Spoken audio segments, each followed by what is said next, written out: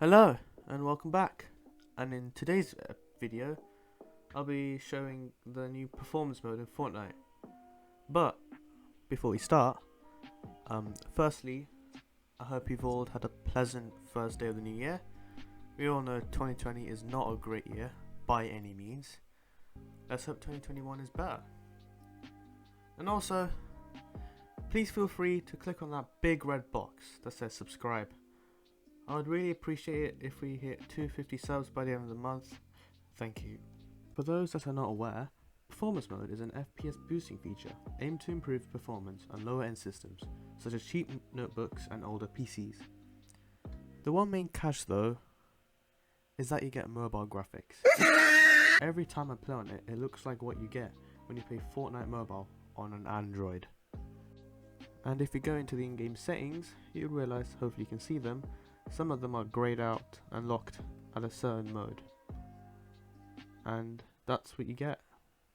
However, some of these can be tweaked. For example, the rendering mode if you want to revert, and your display resolution. But other than that, that's it really. So, let's get into Game of Creative and see what it looks like. Firstly, on the left hand side is the performance mode, and on the right hand side is the regular DirectX version. By the way, I'm running DirectX version 11 because that works best on my system. But anyways, the first thing you want to notice is that increased FPS. I think we're getting around 20 to 30 extra FPS on the performance mode, which is impressive nevertheless. And also it looks a lot smoother than the right hand side. If you look at the right hand side, there's a lot more FPS stuttering. There's a lot more FPS drops, a little mini micro freezing, but whereas on the left hand side, a lot more consistency, I feel like. So overall, big FPS improvement. However, as I'll explain very soon, in terms of looks, it differs a lot, which you can see with the builds how it differs a lot. Here we are on the actual Fortnite map. Yeah, the first thing to note is the right hand side looks a lot better. Just look at the trees now. The trees on the left hand side are ugly. Like, they're struggling to be rendered even. Still don't get why there's a lot of inconsistency in tree looks. Oh yeah, one more thing. Pretty obvious to tell, there is no grass on the performance mode.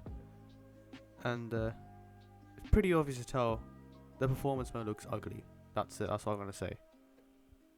So, in conclusion, the new performance mode does increase FPS. So if you're trying to get extra FPS, maybe on an older system, or maybe you're running on some cheap PC or a laptop, then yeah, go for it.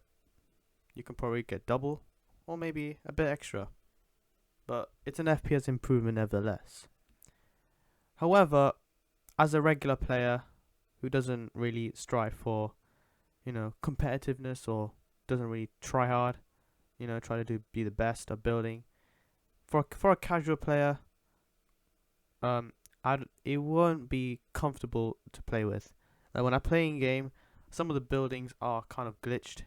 However, they are invisible, but it's very confusing to go through because some of them are unrendered. You may get a competitive advantage for those sweaty players, but it's your choice. For those who can run it well, then it's up to you.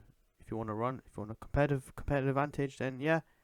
If you want to have a comfortable experience, then don't go for it.